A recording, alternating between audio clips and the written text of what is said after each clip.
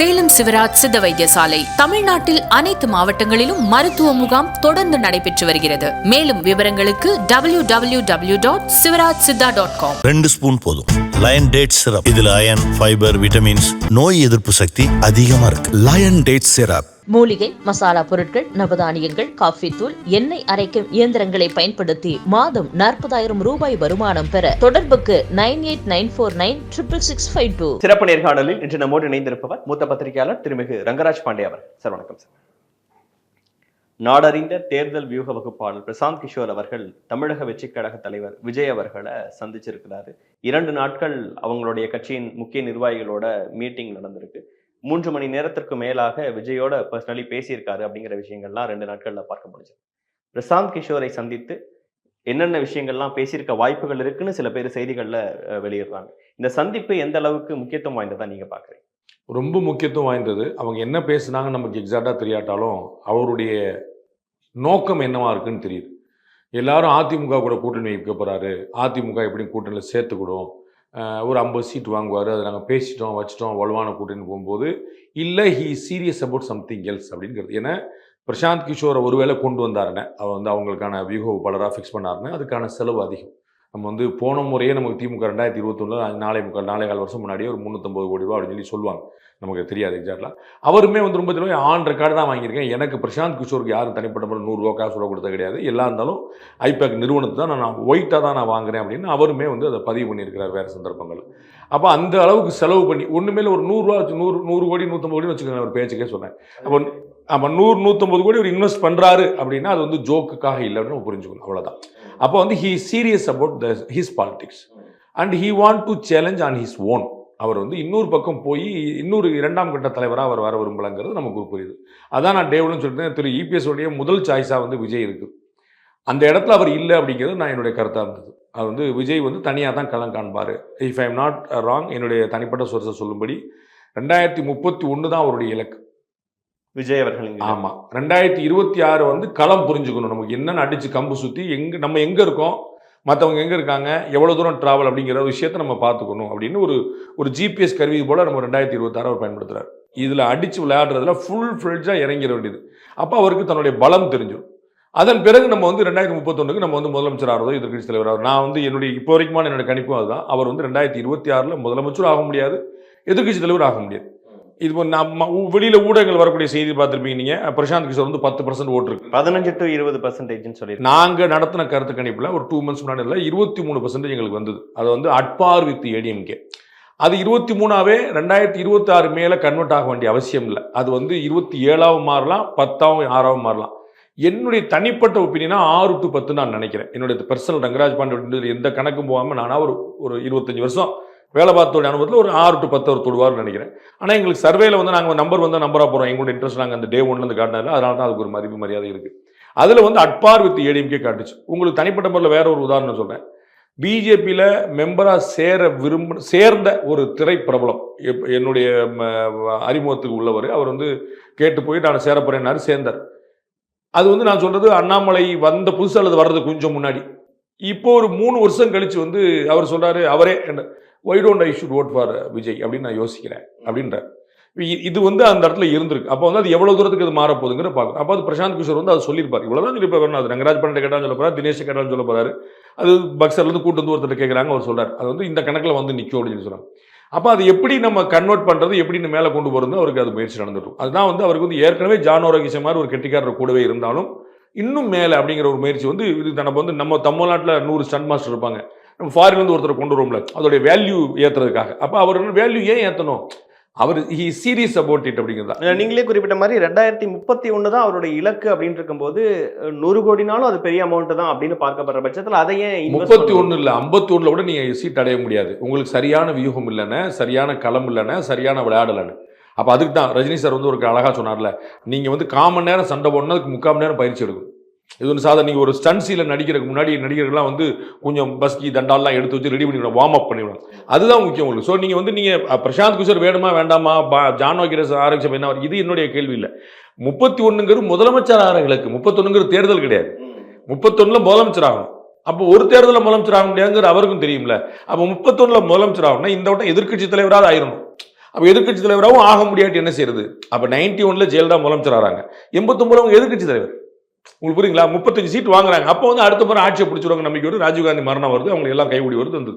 அப்போ அந்த மாதிரி அடுத்து ஒரு ஜம்ப் பண்ணி இப்போ நம்ம அந்த லாங் ஜம்பில் போகிறவங்க 1 2 3 அப்படி அடிப்பாங்க. அப்போ முதல்ல 3 ஸ்டெப் எவ்வளோ லாங்காக வைக்கிறாங்களோ அதுக்கப்புறம் தான் அந்த எக்ஸாக்டாக தவறு ஜம்ப். அதுதான் 31ங்கிற முதலமைச்சர் கனவு. நான் ஏற்கனவே பல முறை சொன்னேன், 36ல் பிஜேபி தமிழ்நாட்டில் ஆட்சிக்கு வரும் அப்படின்னு என்னுடைய கணிப்பு. அப்போ அதுக்கு முன்னாடி ஒரு குட்ட குழம்பும் பார்த்தீங்களா, அடுத்த ஜென்ரேஷனுக்கான. அப்போ அதில் வச்சு 31ல் நான் கேப்சர் பண்ணுங்கிறது இவருடைய கனவா இருக்கு. அப்போ 26ல் அவர் வலுவா விளையாண்டா தான் 31 சாத்தியம். பலவீனமா விளையாண்டாருன்னு யாரு பண்ணணும்? ஆமா, அப்ப இன்னைக்கு வந்து ஏடிஎம்கே வந்து விஜயை விரும்புதுங்கிறது உங்களுக்கும் தெரியும், உலகத்துக்கும் தெரியும். அப்ப அடுத்த முறை விரும்புறதுக்கு என்ன உத்தரவாதம் இருக்கும்?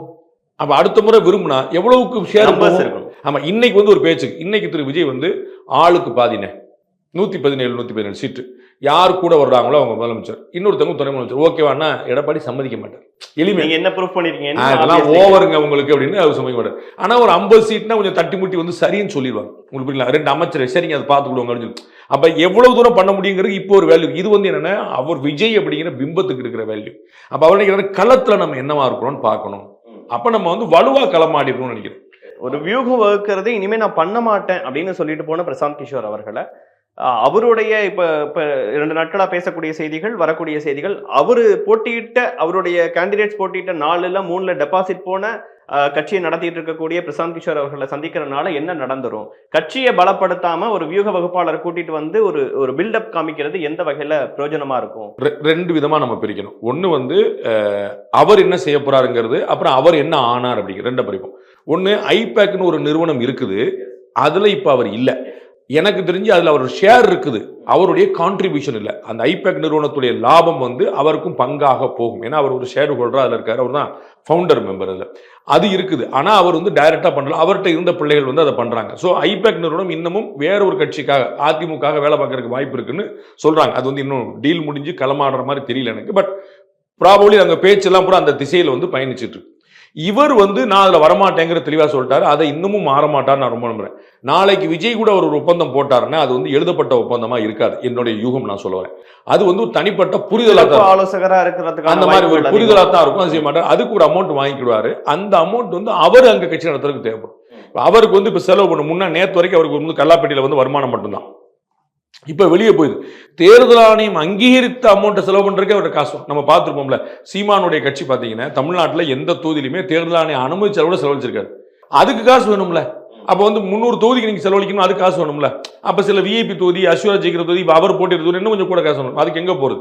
அப்ப அதனால வந்து அவர் ஒத்துக்கிறதுக்கான வாய்ப்பு இருக்கு. நான் ஒத்துக்கிட மாட்டான்னு சொல்ல, ஆனா அது தனிப்பட்ட முறையில் இருக்கும்.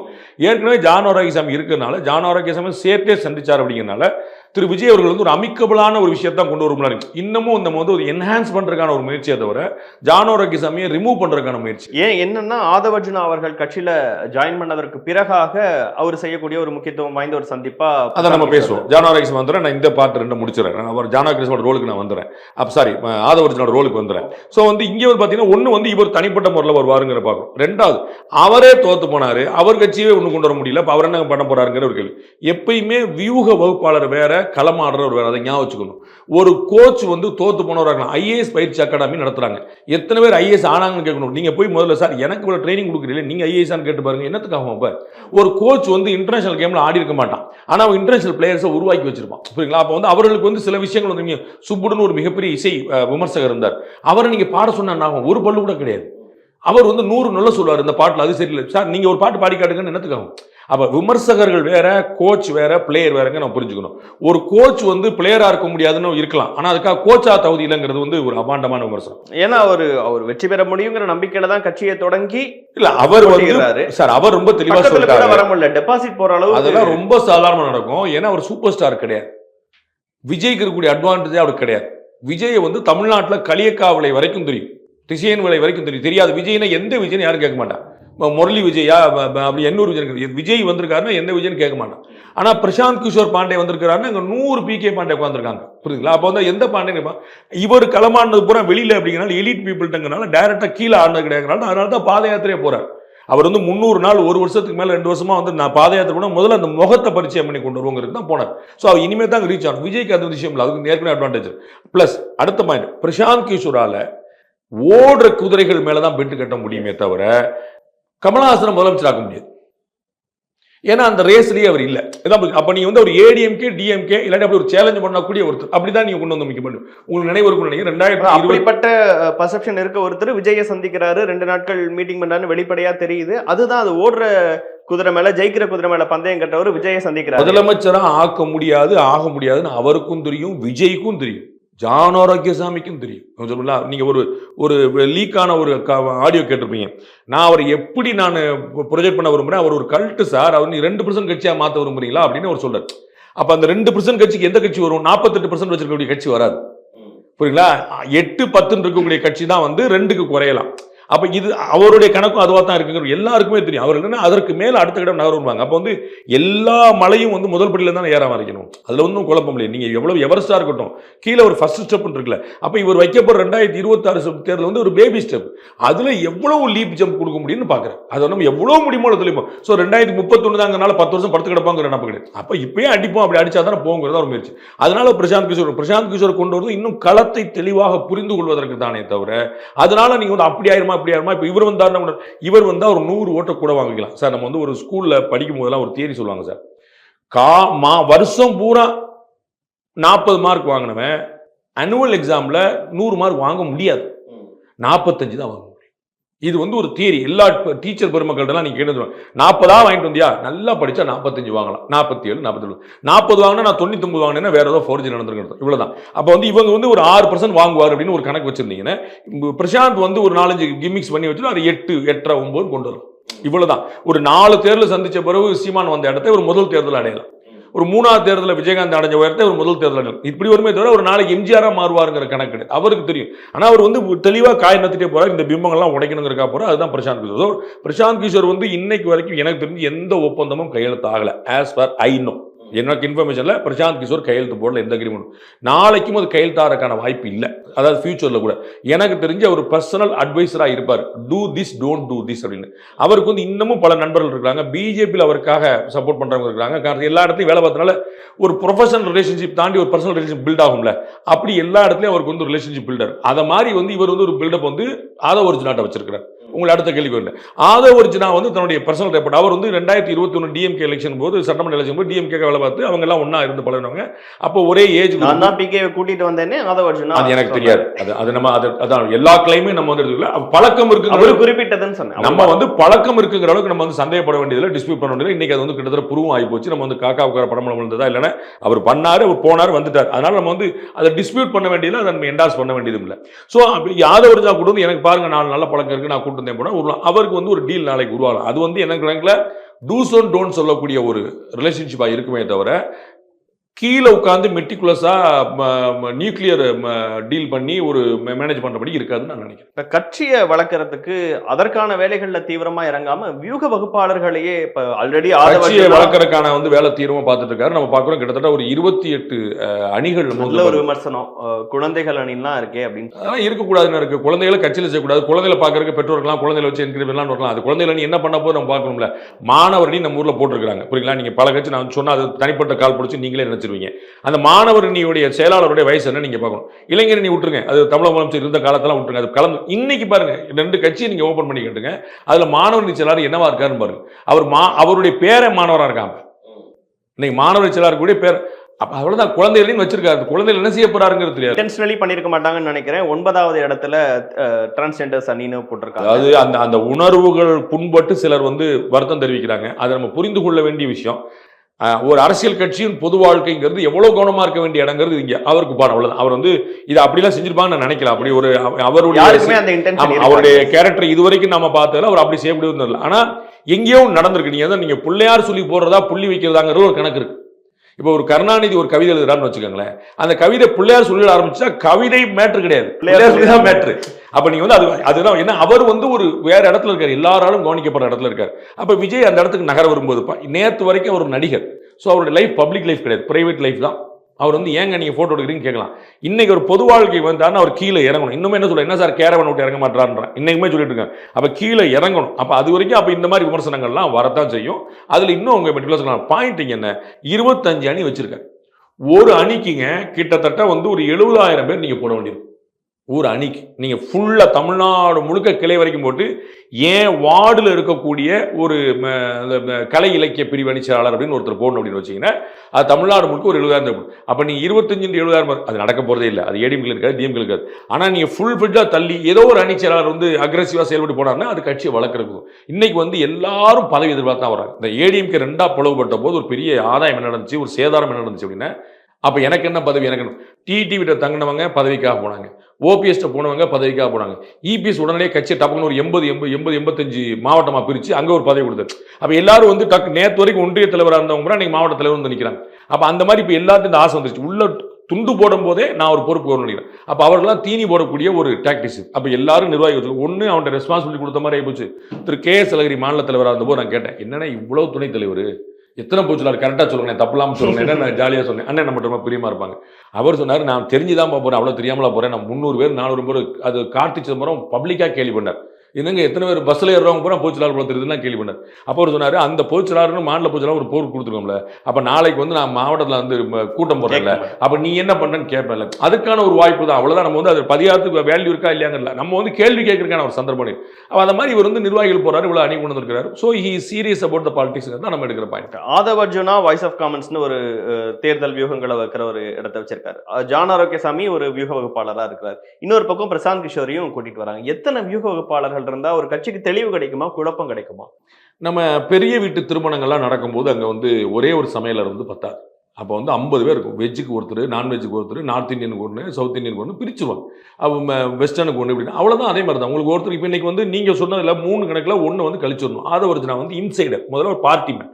அவர் வந்து ஒரு வகுப்பாளராக இருந்தாலும் அது தனி. இப்போ அங்கே வந்து அந்த ரோல் கிடையாது. அவர் வந்து உள்ளே சொல்லக்கூடியதுனா கட்சிக்கு அதுவும் தேர்தல் பிரிவு தான் கொடுத்துருக்காங்க. ஸோ அவர் எலெக்ஷன்ஸை பார்க்குறது தான் அவருடைய வேலை.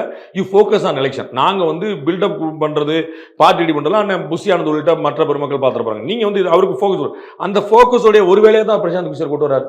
உங்களுக்கு புரியுங்களா? அப்போ வந்து இதில் கான்ட்ரடிக்ஷன் கிடையாது, காம்ப்ளிமெண்ட்ரி, ஒன்றுக்கு ஒன்று. அப்போ வந்து ஜான் ஆரோக்கியசாமி ஏற்கனவே இருக்காரு. நம்ம கேள்விப்படுறதுக்கு ஜான் ஆரோக்கியசாமியும் மீட் பண்ணாரு பிரசாந்த் கிஷோர், அவங்களும் அப்படிதான் கேள்விப்படுறோம். அப்ப நமக்கு என்ன முடிவு பண்றோம்னா, அப்ப எல்லாரும் சேர்ந்து காம்ப்ளிமெண்டரி ஒர்க் பண்றாங்க. அதுல வந்து நீங்க வருத்தப்படல. ஒரு சூப்பர்வைசர் இருப்பார், அதுல சந்தேகம் இல்ல. ஒரு பாஸ் இருப்பார், அதுல சந்தேகம் இல்ல. That could be Prashant, that could be even Vijay. அப்புறம் ஒவ்வொருத்தருக்கும் ஒரு பணி வச்சிருக்காங்க. இப்ப ராஜ்மோகனுக்கும் வந்து நிர்மல்குமாருக்கும் சண்டை வந்துருமா? இவர் கொள்கை பரப்புன்றாரு, ஒரு ஐடி பரப்பு. இவர் சொல்ற கொள்கை அவர் பரப்புவாரா, அவர் ஐடி இவர், அதெல்லாம் கிடையாது. ஒன்னு தனித்தனியா இருக்கு. இப்ப ஆனா ஒவ்வொருத்தங்களும் ஒரு விஷயத்த சொன்னாலுமே கூட ஆதவ் அர்ஜுனாவோட கருத்துக்கள் சில நேரங்களில் வேறையா இருக்கும். எல்லாருமே ஒரே வியூகங்கள் வகுக்கிறதுல அப்படிங்கும்போது அது ஒரு சின்ன சின்ன மாற்றங்கள். ரொம்ப எளிமையான இல்ல, அப்புறம் ஆடியோ டேப் வந்ததுக்கு அப்புறம் யாரையாவது ஒருத்தங்களை சைலண்ட் பண்றதுக்காக இந்த மாதிரி விஷயங்கள் நடக்குதா? ஜான் ஆரோக்கியசாமியை தூக்கணும்னு 2 நிமிஷம் வேலை இருக்கு. ஏன்னா கட்சியிலையும் இல்லை, கட்சியில் இருந்தாலும் தூக்க முடியாது தானே. என்ன உங்களுக்கு வந்து சஸ்பெண்ட் பண்ணலையா? 1 வருஷமா கட்சியில இருந்து அவ்வளோ செலவழிச்சு, அவ்வளோ பங்களிச்சு, அவ்வளோ புகழ் தேடி கொடுத்த அது ஒரு விசி கால தூக்கலையா? அதுல என்ன மேட்டர் இருக்கு? அதிமுக நீங்க டெய்லி பார்க்கலையா? கட்சியின் கொள்கை கோட்பாடுகளுக்கு விரோதமாக அது என்ன மேட்டர்? நீங்க அவங்கள யார் நீங்க சேஞ்ச் பண்ண முடியும்? ஆனாப்பட்ட ஓபிஎஸ்ஸே கட்சி விட்டு தூக்கியான்னு சொல்லிட்டாங்கல்ல. அப்படி அது நீங்க போஸ்ட்ல இருந்தா தூக்கணும் அப்படி சேலஞ்ச் பண்ணிடுவாங்களா என்ன? அந்த விஷயம் எனக்கு. அது போக நீங்க இன்னும் ஞாபகம் வச்சுங்க, ஜான் ஆரோக்கியசாமி அண்டு பிரசாந்த் கிஷோரை போன்றவர்கள், சுனில் இவங்க மாதிரி போன்றவங்கலாம் அவங்க வந்து சண்டையே போட மாட்டாங்க. சண்டை போட்டால் அடுத்த கட்சிக்காரன் சேர்க்க மாட்டான். அவங்க பிரசாந்த் கிஷோர் எங்கே நீங்கள் அவருக்கும் நரேந்திர மோடிக்கும் ஆகலை ஆக்சுவலாக அப்படின்னா ஒரு ஆனால் அவர் என்ன சொல்றாரு, நாங்கள் வந்து கோல்டன் ஹேண்ட் ஷேக் பண்ணி தான் பிரிஞ்சோன்ற. அவரை திட்டி அவர் வேலை பார்க்கல. அவர் சொல்றாரு, மோடியை தோக்கடிக்கிற ஈஸிங்க, உங்களுக்குலாம் விவரம் தெரியாமல் இருக்குன்ற, உங்களால் தோக்கடிக்க முடியாதுன்றார். ஆனால் மோடியை தோக்கடிக்கணும் இவர் விரும்புறாரு. புரியுங்களா? பிரசாந்த் கிஷோருடைய விருப்பம் அதுவா இருக்குது. ஆனா அவர் சண்டை போடல. மோடி எங்கேயா எடுத்து பேசியிருக்காரா பாருங்க, அப்படி பேச மாட்டாங்க. நாளைக்கு நாம அறிஞ்ச வரைக்கும் 2021 தேர்தலுக்கு இதே ஐபேக் வந்து கமல்ஹாசனோட கையெழுத்து போட்டுருந்துச்சு. If I am not wrong, கமல்ஹாசனோட கையெழுத்து போட்டுருந்துச்சு. தே அக்ரீட். அதுக்கப்புறம் டிஎம் கிட்ட ஆஃபர் வரவொடனே கமல்ஹாசன் என்ன கொடுப்பாரு, இங்க என்ன கிடைக்கும், அது ஆட்டோமேட்டிக்கா 10 டைம்ஸ் கூட இருக்கிற டீல் படக்குன்னு விட்டுட்டு வந்துட்டாங்க. கமல்ஹாசனோட சண்டை கிடையாது. கமல்ஹாசனமே டிஎம்கே வந்துட்டார்ல, பிரச்சனை தீர்ந்து போச்சு. அப்ப என்னன்னா இது வந்து ஃபைட்டே பண்ண மாட்டாங்க. ஜான் ஆரோக்கியசாமி வேண்டாம்னு நினைச்சா விஜய்க்கு 2 நிமிஷம். ஆனா ஜான் ஆரோக்கியசாமி வருத்தப்பட மாட்டார். நாளைக்கு வந்து இன்னொரு அஜய்க்கு, இன்னொரு அஜித்துக்கு, யாருக்கோ ஒருத்தருக்கு நிக்க போறாரு, அதுல ஒன்றும் பிரச்சனை. அவர் வந்து அவருடைய மூளையை நம்பி, அவருடைய வியூவத்தை நம்பி வந்திருக்காரு. இது நல்லா ஓடுறக்கு வரும், நம்ம பண்ணோம், நம்ம வளரக்கு வரும், அவ்வளவுதான். ஸோ இங்க ஒரு கான்ட்ரடிக்ஷன் வர வாய்ப்பே இல்லை. அவர் வந்து என்ன அப்படின்னு பாத்தீங்கன்னா கூட இது மாதிரியான தலைவர்கள் லாங் ரோ கொடுத்துட்டே இருப்பாங்க, இன்னொன்னு கொடுத்துருப்பாங்க. ஸோ ஒரு தப்புல மொத்தமும் போயிடுச்சுங்கிறதே கிடையாது. 21 எலெக்ஷன்ல டிஎம்கேக்கு ஒர்க் பண்ணது, அது பப்ளிக்ல நீங்க சொன்ன மாதிரி வெளியே தெரிஞ்சதுதான், பணம் வரைக்கும் தெரிஞ்சதுதான். மீண்டும் பிரசாந்த் கிஷோரை நம்ம பக்கமே வச்சுக்கணும் அப்படின்னு ஏன் திமுக நினைக்கல? ஒரு விஷயம். அதே மாதிரி விடுதலை சிறுத்தைகள் கட்சியில இருந்து அவங்களுடைய தொண்டர்கள் வரைக்கும் ஆர்கனைஸ் பண்ணி மீட்டிங்லாம் சில விஷயங்கள்லாம் நடத்தின ஆதவ அர்ஜுனா இருக்கிறாரு, அன்புமணி ராமதாஸ்க்கு பணியாற்றின ஜான் ஆரோக்கியசாமி இருக்கிறாரு. இவங்கள்ட்ட அந்த தகவல்கள்லாம் இருக்கும், கட்டமைப்பை பத்தின டீடைல்ஸ் எல்லாமே வச்சிருப்பாங்க. அப்படிங்கிற விஷயங்கள்லாம் விஜய்க்கு ஏதாவது பலன் அடிக்குமா? அது கட்டாயமாக பலன் அடிக்கும். எல்லா இன்புட்ஸும் எல்லா எக்ஸ்பீரியன்ஸும் பலன் கொடுக்கும். அவர் வந்து பலன் கொடுக்காம ஒருத்தர் வந்து டெஸ்லாவில் சிஇஓவாக இருக்கிறாரு, அவர் வந்து நாளைக்கு ஒரு கம்பெனி ஆரம்பிக்கிறாருன்னா டெஸ்லாவில் அவர் கற்றுக்கிட்டதெல்லாம் இம்ப்ளிமெண்ட் பண்ண தான் செய்வார். அது வந்து நான் அதெல்லாம் மறந்துட்டு நான் வந்து அன்விண்ட் பண்ணிட்டு நான் இங்கே வருவேன்லாம் சொல்ல மாட்டார். அவருக்கு வந்து அதில் அந்த எல்லா எக்ஸ்பீரியன்ஸ், அதனால தான் எக்ஸ்பீரியன்ஸ் கேண்டிடேட் வேணும். நம்ம எதுக்கு எதிர்பார்க்குறோம்? அவங்களுக்கு ஒரு பழக்கம் இருக்கும்ல, லைட் இருந்தால் என்ன செய்யணும், லைட் இல்லாட்ட என்ன செய்யணும், கருப்பு சட்டை போட்டு வந்தால் என்ன செய்யணும், அதெல்லாம் சாதாரண ஞானம், அது வந்து அனுபவத்தில் வந்துடும். அப்போ அந்த மாதிரி அனுபவம் பலன் கொடுக்கும், அது ஒன்றும் குழப்பம் இல்லை. பட் இதில் வந்து யாரை எடுத்துக்க போறாரு, யாரை சைலண்ட் பண்ண போறாரு, யாரோட கருத்து பார்க்கணும். நீங்க வந்து ஒருத்தர் கருத்து சொல்லும் போது 100 முரண்பாடு ஏற்படத்தான் செய்யும், டிஸ்கஷன்ல 4 வரத்தான் செய்யும். அல்டிமேட் டிசிஷன் வந்து பாஸ் வில் டேக். அதனால வந்து ஆதவ் ஒன்று சொன்னார்னா ஜான் ஆரோக்கியசாமி வேற சொல்லுவார், ஜான் ஆரோக்கியசாமி சொன்னா பிரசாந்த் வருது, அந்த பிரச்சனையே கிடையாது. அவங்க யாருனாலும் சொல்லலாம். டிஎம்கே பொறுத்தளவுக்கு அவங்கள்ட்ட ஒரு வித்தியாசமான போக்கு டே ஒன்று உண்டு, அது ஒரு கேரக்டராக உண்டு. நீங்க நல்லா சம்பாதிச்சிருக்கிறீங்க, நீங்க பயங்கரமா இருக்கீங்க அப்படின்னா உங்கள்கிட்ட வந்து டொனேஷன் வாங்கிட்டு போறவங்க கிடையாது. நானும் அதை பண்றேன் கிளம்புறவங்க அவங்க, அதுதான் அவங்கள்ட்ட வந்து பழக்கம். நான் அதை பண்ணா நான் ஏன், அவர் ஒரு சினிமாவில் தொழில் பண்ணி சம்பாதிக்கிறாரு, அப்போ சினிமாவில் கலைஞர் இருந்த வரைக்கும் ஏன் வந்து அவர் சினிமா தயாரிப்பு ஆரம்பிக்கல, அவர் ஏன் போல சினிமா பக்கம் ப்ரொடக்ஷன் பக்கம் ஏன் போல, கொஞ்சம் யோசிக்கணும்.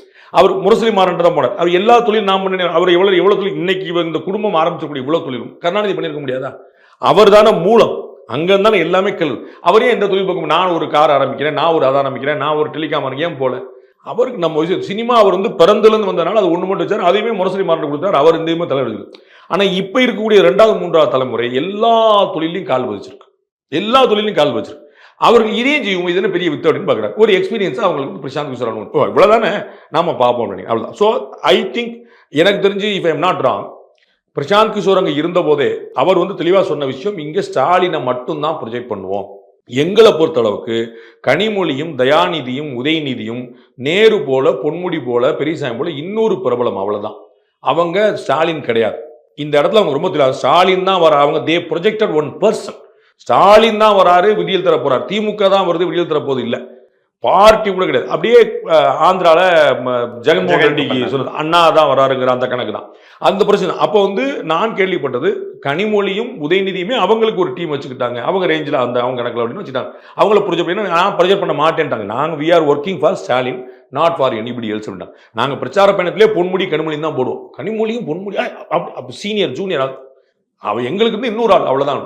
அப்போ வந்து இப்போ திமுக ஒரு அனுபவத்தை பார்க்கு, அவங்க வந்து மருமகன் மகன் அவங்கெல்லாம் வந்து ஒரு எக்ஸ்பீரியன்ஸாக வந்து நிற்கிறாங்க. நம்ம அதையும் செய்வோமே, நம்மளால எல்லாம் செய்ய முடியாதுன்னு நினைக்கிறேன். அதுதான் ஒரு முக்கியமான விஷயமா இருக்கும்னு நினைக்கிறேன். இன்னொரு அரசியல்ல நம்ம கூட வச்சுக்கிட்டா இன்னொரு பக்கம் போக மாட்டாங்கிறதுக்காகவே சில நேரங்களில் சைன் பண்ணி பக்கத்தில் வச்சுக்குவாங்கிறத பார்க்குறோம். அது அவங்க இப்படி தான் பண்ணணும், நம்ம எப்படி சொல்ல முடியும்? நான் வந்து ஏன் அவங்க செய்கிறாங்கன்னா அவங்களுக்கு தெரியும். அவங்க வந்து ஐபேக் ஏற்கனவே வந்தவங்க, நானும் நீங்களும் ஏற்கனவே தொடர்பில் இருக்கணும். எனக்கு முதல் தேவையான நான் தம்பிட்டு தானே போன் பண்ணேன், எனக்கு பழக்கத்தில் இருக்க தம்பிட்டு கேட்டு பார்ப்பேன். அப்படி இல்லாட்டி தானே இன்னொரு தட்ட போவேன். அப்போ ஐபேக் வந்து ஆப்வியஸ் சாய்ஸாக இருக்கும். 2021 வரைக்கும் ஒர்க் பண்ணவங்களுக்கு, அது ஒரு வருஷம் மேலே ஒர்க் பண்ணவங்களுக்கு நல்ல ஆப்வியஸ் சாய்ஸ் இருக்கும். பட் ஏன் வேண்டாம், 2024 ஒரு அனுபவமாக இருக்கலாம். 2024 நம்மளா தானே ஜெயிச்சோம், 26 நம்மளே ஜெயிச்சுக்கலாம். நமக்கு அதில் பெரிய விஷயம் நமக்கு தான் தெரியும்ல, என்ன பண்ணுறோம், அந்த பாலிசியை நம்ம இம்ப்ளிமெண்ட் பண்ணி அவர் சொல்லி கொடுத்துருக்காருல, அதே பாதையில் பண்ண அப்படின்னு நினச்சிருக்கலாம். இதற்கு முன்னாடி இருந்த தமிழ்நாட்டின் தலைவர்கள் காமராசரோ அண்ணாவோ அவங்கெல்லாம் இந்த மாதிரி என்ன வியூக வகுப்பாளர்களை வச்சுட்டா எலெக்ஷனை ஃபேஸ் பண்ணாங்க. இந்த தமிழ்நாட்டில் இருக்கக்கூடிய மண் எங்க இருக்கு, மலை எங்க இருக்கு, முகடு எங்க இருக்குங்கிறதெல்லாம் வியூக வகுப்பாளர்களுக்கு என்ன தெரியும்னு ரங்கராஜ் பாண்டே அவர்கள் தான் பிரசாந்த் கிஷோர் பாண்டேயோட பெரிய ஆள்னு பேசின சீமான் அண்ணன் சொல்லியிருக்காப்ல. அண்ணன் பாஸ்ல சொன்னார், அது ஓரமாக வைங்க. அன்னைக்கு காலம் வரை இன்னைக்கு காலம் வரை, அன்னைக்கு மிகப்பெரிய கதாசிரியர்கள் இருந்தாலும் நீங்க கவனிச்சிருப்பீங்க, அதே ஏவிஎம்ல, அதே விஜயால, அதே வாகினி ஸ்டுடியோல வந்து கதை இலாக்கான்னு ஒன்று இருக்கும். கதை உங்களுடையதாக இருக்கும், திரைக்கதை உங்களுடையதாக இருக்கும், வசனம் உங்களுடையதாக இருக்கும், டைரக்ஷன் நீங்களாக இருப்பீங்க. ஆனால் அந்த கதையை எடுத்துட்டு வந்து ப்ரொடியூசர் ஒன்லைன் ஓகே சொல்லிட்டாருன்னு அதுக்கப்புறம் அது கதை இலாக்காவுக்கு போகும். அந்த கதை இலாக்கா உட்காந்துட்டு எல்லாரும் கூடி பேசி அதில் 2 சீனை கூட்டி 2 சீனை குறைச்சி 2 எமோஷனை போட்டு அதை வந்து ஒரு ப்ரொஃபஷனலாக அதை ரெடி பண்ணி வெளியே கொண்டு வருவாங்க. இன்னைக்கு ஓடிடியில் என்ன நடக்குது, ஓடிடியில் கதை உங்களுடையதாக இருக்கும். ஆனால் அங்கே பாம்பேல ஒரு 10 பேர் உட்காந்துட்டு இதில் ஃபைட் இல்லை, இல்லை ஸ்டண்ட் இல்லை, இதில் ஒன்றும் டான்ஸ் இல்லை, 2 சேருங்க, ஒரு கள்ள பொண்டாட்டி இல்லை, நல்ல பொண்டாட்டி இல்லைன்னு அவன் ஒரு கதையில் வேறு விஷயம் மசாலா கேட்குறாங்க, திருப்பி இங்கே ரீஒர்க் பண்ணி அனுப்புகிறாங்க. யாரோ 4 பேர் வந்து ஒரு மெக்கானிக்கலாக தீர்மானிக்கிறாங்க, அந்த மாதிரி இருக்கு. ஸோ இன்னைக்கு 3rd அம்பையர் வந்துட்ட காலம். ஸோ நான் அப்போ எங்கள் அம்பையர் கண்ணு தெரியலன்னு அர்த்தமா அப்படின்னு கேட்கக்கூடாது. இன்னைக்கு டெக்னாலஜி வர வர வர காலம் மாற மாற அண்ட் இவர்கள் எல்லாருமே இன்னைக்கு காமராஜரோ அண்ணாவோ மற்றவங்களோ வந்து வெற்றி தோல்வியை மக்களிடம் விட்டார்கள். இவங்க வெற்றி மட்டும்தான் தோல்வியே கிடையாதுங்கிற அந்த உறுதிப்படுத்துங்கிற இடத்துல இருக்காங்க. நோ சாய்ஸே எடுக்கக்கூடாது. நம்ம எனக்கு மூளை இருக்கு, காசு இல்ல, மூளை இருக்கிறவங்க எதுக்கு மத்தவங்கள தேடி போகணும்னு கேட்கிறேன். அது அண்ணனுடைய ஸ்டேட்மெண்ட். அண்ணனுக்கு வந்து என்ன செலவழிக்கிறது காசு நியாயம் இல்லையா? இல்ல, நான் வந்து அண்ணன்ட்ட காசு இருந்தா அது என்ன செய்வாருங்கிறது நம்ம அப்படி யோசிக்கணும். அண்ணன்ட்ட காசு இல்லை, எனக்கு தெரிஞ்சு அவர்கிட்ட வந்து அவ்வளவு காசு கிடையாது. இவங்க எல்லாம் வந்து சொல்ற மாதிரியான ஒரு கற்பனை பண்ற மாதிரியான ஒரு காசு கிடையாது. ஒரு தொகுதிக்கு கொடுக்கறதுக்கான செலவு கூட அவர்கிட்ட கிடையாது. 234 தொகுதிக்கும் 27 லட்சம் ரூபாய் நீ கொடுங்கனே அப்படின்னா நீ நிக்க வேண்டாம் பாப்பான்றாரு. அவர் அந்த கணக்குல இருக்கிறார். அவருக்கே வந்து யாராவது கொடுத்தாதான் நல்லா இருக்கும்னு நினைக்கிறேன். ஸோ அந்த மாதிரி ஒரு அவர்கிட்ட காசு வந்தா என்ன செய்வார்? ஒரு முறை ஆட்சி வந்து நம்ம பார்க்கல, ஆம் ஆத்மி கட்சி அரவிந்த் கெஜ்ரிவால் தேர்தலுக்கு முன்னாடி அவருடைய முகமே வேற இருந்துச்சு. தேர்தலுக்கு பின்னாடி கூட இருந்த பலரே வந்து சத்யன் சேத்ரினா கழட்டி விடுறாரு, பிரசாந்த் பூஷனை கழட்டி விடுறாரு. ஒண்ணு மண்ணா இருந்து கட்சியோட ஃபவுண்டர்ஸை புரியுங்களா? அப்ப தேர்தலுக்கு பிறகு ஆட்சி வந்த பிறகுங்கிற வேற இருக்கணும். அப்ப அண்ணன் வந்து நாளை காசு சம்பாதிச்ச பிறகு அண்ணன் இன்னைக்கு சொல்லலாம் நான் ஒரு ஊழல் கரைபிடியாத ஆள் அப்படின்னு சொல்லலாம். அண்ணன் வைகோ சொல்லுவார் நான் கரைபிடி, அவன் ஒரு நாள் மந்திரியானது இல்லையே. அப்ப கரைபிடியாத ஆள் வாசன் சொல்றதுக்கும் இவங்க சொல்றது வித்தியாசம் நான் பார்ப்பேன். வாசன் மந்திரியா இருந்தார், கரைபடியாத கரன்னு சொல்லலாம். இவர்கள் மந்திரியா இல்ல, வந்த பிறகு தான் நம்ம எப்படி சொல்ல, நான் வந்து பண்ணுவாங்கன்னு சொல்ல. அது வந்து வைகோவை ஒரு காசு வாங்க மாட்டாங்க வாங்கன்னு சொல்ல, வந்தது இல்லைங்கும் போது நம்ம அப்படி சொல்றாரு. காசு இருக்கிறதுனால பண கொழுப்புல இதெல்லாம் பண்ணிக்கிட்டு இருக்காங்க. நான் அப்படி நினைக்கல. அதுக்கு தான் நான் வேற பணம் அண்ணன்ட்ட வந்தா என்ன சொல்லுவாரு எனக்கு தெரியாதுன்னு நான் சொல்றேன். வந்தா தான் நம்ம சொல்ல முடியும் அண்ணன் கேரக்டர் மாறிடுச்சா அண்ணனாவே இருக்கிறாராங்கிறது அது பிறகுதான் தெரியும். They don't want to take any choice. அவங்க வந்து நடந்துடணும், அது வெற்றி மட்டும்தான் உத்தரவாதம், வெற்றிக்கு கீழே எதுவும் கிடையாது. இப்ப நம்ம பார்க்கிறோம் இடதுசாரி முன்னணிகள் வந்து கடுமையா சண்டை போடுறாங்க, விசிகே கடுமையா அதிருப்தி எழுப்புது. அடுத்த வரி அவங்க என்ன சொல்றாங்க, ஆனாலும் நாங்கள் திமுக கூட்டணி தொடரணும். இன்னும் என்ன சொல்றாரு, திமுக இண்டி கூட்டணி ஒற்றுமையா இருந்தா இந்த வீழ்ச்சி எல்லாம் வந்திருக்காது. அவங்க ஒற்றுமை பத்தி தான் பேசுறாங்க. அப்ப திமுக இதுல ஒரு பெரிய ரோல் இருக்குல்ல, இவர்கள் எல்லாம் ஒற்றுமையா வச்சிருக்கல. இந்த பக்கம் ஆஃபர் டிமாண்ட் எவ்வளவு இருக்கு கண்கூடா பார்க்கணும், வெளிப்படையா ரகசியமா எவ்வளவு டிமாண்ட் இருக்கு. அப்ப அவ்வளவு ஆஃபர் இருக்கும்போது போகாம டிஎம்கே கூட இருக்கிறாங்கன்னு அப்ப டிஎம்கே எந்த அளவுக்கு பங்களிக்குது இல்ல, அதுதான் ரொம்ப முக்கியமா பார்க்கணும். அப்போ வந்து அவங்க அந்த செலவழிக்கிறாங்கல்ல, அப்ப அது காசு செலவழிக்கணும், பணம் இடம் செலவழிக்கணும், வேலை செஞ்சு கொடுக்கணும், 150 சலுகைகள் செய்யணும், காம்ப்ரமைஸ் பண்ணிக்கணும், திட்டம் போது வாங்கிக்கணும், என்னென்னமோ இருக்குல்ல. என்ன முடிவு? No compromise. நம்ம திரும்ப வென்றாகணும். அது ஏன்னா திமுக தான் எனக்கு தெரிஞ்சு அண்ணாவின் மறைவுக்கு பிறகு எந்த தேர்தலும் 2வது முறை வென்றது கிடையாது. திமுக ஆரம்பிச்ச காலத்துல இருந்து 2வது முறையா கஞ்சுக்கிட்டே அந்த ஏடிஎம்கே வந்து 5 முறை வென்றுச்சு. எம்ஜிஆர் 3 முறை வந்துட்டாரு, ஜெயலலிதா 2 முறை வந்துட்டாங்க. டிஎம்கே 1 முறை கூட 2வது முறை தேர்தல் ஜெயிச்சாங்க கன்சிக்யூட்டிவா. அப்ப அவங்க வந்து அந்த ஸ்டாலின் வந்து முதலமைச்சரே ஆக மாட்டாங்கன்னு சொல்லிட்டு இருந்தாங்கல்ல, அவருக்கு ராசி இல்லப்பான்னு செல்லூராஜனை வரைக்கும் எல்லாரும் விமர்சனம் பண்ணிட்டு எல்லாரும் சொல்லிட்டு ஜாதகத்துல இல்லையே நம்ம என்ன செய்ய முடியும். ஆனா இன்னைக்கு ஆனார்ல அந்த மாதிரி இந்த ஒரு ரெக்கார்டு இருக்கா அவங்களுக்கு, அதையும் பிரேக் பண்ணிடுவோம் அவங்க ஒரு முயற்சி. அப்ப வந்து எந்த காம்ப்ரமைஸ் பண்ணிடக்கூடாது. அப்ப நம்ம 200 சீட் இலக்கு வைக்கிறது அதுதான் 400 பார் அப்படின்னு செந்தில் பாலாஜி அவர்கள் இப்ப சொல்லியிருக்கிறாரு. தமிழ்நாடு முழுக்க ஸ்டாலின் அலை தான் வீசுது. அதை நான் ஏற்கல. ஆன்டி இன்கம்பன்சி நான் களத்துல ரொம்ப ஸ்ட்ராங்கா பாக்குறேன். திமுக காரங்களே சொல்றாங்க, ஏடிஎம்கே காரங்க உற்சாகத்தில் இருக்கிறாங்க. ஒரு சின்ன அலையன்ஸ் அமைஞ்சிச்சுன்னா போனே தூக்கிடலாம்னு அப்படின்றாங்க. அதனால தான் அவங்க பிஜேபி அலையன்ஸுக்கு ரெடியா இருக்கிறாங்க. அவங்களுக்கு வந்து தெரியும் பிஜேபி அலையன்ஸ் வந்து நம்பர் 2 பார்ட்டி கிடையாதுன்னு. இல்லாத நான் பேசக்கூடிய 2ஆம் கட்ட ஏடிஎம்கே தலைவர்கள் வந்து பிஜேபி வந்துட்டா நம்ம ஜெயிச்சிருவோம்னா, ஏன்னா பிஜேபி அவ்வளவு வளர்ந்துருச்சுங்கிற இடத்துல இல்ல, நமக்கு அவ்வளவு போதுங்கிற இடத்துல இருக்காங்க. அவங்க என்ன டிஎம்கேட அதிருப்தியால இருக்குது, நல்லா இருக்கனே ஃபீல்டு அப்படின்றாங்க. ஏடிஎம்கேட 2ஆம் கட்ட கள தலைவர்கள் வந்து எம்எல்ஏக்கள் முன்னாள் அமைச்சர்கள் நல்லா இருக்கனே ஃபீல்டு. இப்போ நம்ம வந்து பாமக தேமுதிக பிஜேபி அடிச்சிடலாம் அப்படின்றாங்க. அப்போ வந்து அது ஆன்டி இன்கம்பன்சி இருக்குங்கிறது நான் களத்துல பாக்குறேன். வேற வேற விஷயம் உங்களுக்கு ஏற்கனவே உதாரணமும் சொல்லியிருக்கேன், உங்களுக்கு அந்த 1000 ரூபாய் உதாரணமும் சொல்லியிருக்கேன். விஜய் அவர்களை தாவேகா கூட பிரசாந்த் கிஷோர் சந்திக்கிற அதே நேரம் அதிமுக கூட பிரசாந்த் கிஷோர் பேசிக்கிட்டு இருக்காருன்னு சில நாட்கள் செய்தி வந்துட்டு இருந்தது. அன்று சந்தித்த அன்று இரவே அதிமுக சம்பந்தப்பட்ட முக்கிய தலைவர்களை எல்லாம் பிரசாந்த் கிஷோர் சந்திச்சாரு. அவரும் இந்த கூட்டணியை வலியுறுத்தி சில விஷயங்களை பேசினாருங்கிற செய்திகள் எதுவும் உறுதிப்படுத்தப்பட்ட செய்திகளா வரல. ஆனா அது நான் நடந்திருக்குமான்னு நினைக்கல. நடந்தா நான் வியக்க மாட்டேன். நான் உங்களுக்கு ஏற்கனவே சொன்னேன், திரு பிரசாந்த் கிஷோருக்கு எல்லா பக்கம் நண்பர்கள் இருக்கு. போன முறை அவங்க வந்து சுனில் அவங்களுக்காக ஒர்க் பண்ணி கொடுத்தாரு. சுனில் அந்த வீட்டு பிள்ளை, சரிங்களா? அவங்க வந்து திரு மிதுன் அவர்கள் இபிஎஸ் அவருடைய மகன் சுனில்கிட்ட இன்னும் நல்லா பேசுவார். அவர் காங்கிரஸ் கட்சி போனோம் இன்னும் நல்லா பேசுவார். பிரசாந்த் கிஷோர் இன்னும் நல்லா பேசுவார். அவங்க தேக பெய்ட் தமிழ்ல. இப்போ நான் பேசுறேன், மிதுன் வந்து பிரசாந்துக்கு போன் அடிச்சிடாரு, இவர் கட் பண்ணிடுவாரா, பிளாக் பண்ணிடுவாரா? அது அவருக்கு என்ன தேவை இருக்கு? இங்க என்ன இருக்கு? இந்த ஊர்ல அதிமுக திமுக தாவேக்காக நடக்கிற தகராறுல அவர் ஏன் யாரையும் பாய்க்கணும்? அவர் ஒரு பிசினஸா தான் வராரு. ஆமா, அதனால வந்து அவர் வந்து பர்சனல் ரிலேஷன்ஷிப் மெயின்டைன். போன முறை வந்து அவர் இவருக்கு சந்திரபாபு நாயுடுக்கு அவர் சப்போர்ட் பண்றாரா அப்படின்னு கேள்வி வந்து ஆந்திராவில் பெரிய விமர்சனம் வச்சு. நீங்க போன முறை வந்து தெலுங்கானா இவருக்கு ஜெகன்மோகனுக்கு சப்போர்ட் பண்ணீங்க, இந்த முறை நீங்க அவருக்கு சப்போர்ட் பண்ணீங்களா மறைமுகமா அப்படின்னு விமர்சனம் போது அவர் சொன்னாரு, நான் யாருக்குமே சப்போர்ட் பண்ணல, நான் இங்கே உட்காந்துருக்கேங்க. அந்த கட்சியில பல பேர் என்னுடைய நண்பர்கள், நான் அவங்களுக்கு ஒர்க் பண்ணியிருக்கேங்கிறனால they know me very well. அப்போ அவங்க ஃபோன் பண்ணி நான் தலைவா நான் போட்டிடுவான்னு கேட்குறாங்க. நீ போட்டிடாத, அவன் பையனை போட்டிடுவை நான் சொல்றேன். இது வந்து ஒரு ஃப்ரெண்ட்லி அட்வைஸ். நாளைக்கு 100 ரூபா கூட வாங்கல, அவர் பையன் போட்டிட்டார், பையன் ஜெயிக்கிறார். இப்போ இது வந்து நான் தானே சொன்னேன். அப்போ நான் சொல்றேன், அப்படின்னா உனக்கு அதிருப்தி இருக்குப்பா, அவன் பையன் வந்து அந்த அதிருப்தியை காலி பண்ணி விட்டுருவான், ஜன்மம் வந்துருவான் அப்படின்னு சின்ன ஐடியா. இது வந்து என்னுடைய பர்சனல் ரிலேஷன்ஷிப்ல ரேப்பாடு கொடுக்கும். அதை மாதிரி தான் மிதுனோ. நாளைக்கு நான் சொல்றேன், இப்போ மருமகன் பேசட்டும், ஒரு ஃபோன் எடுக்க மாட்டாரா?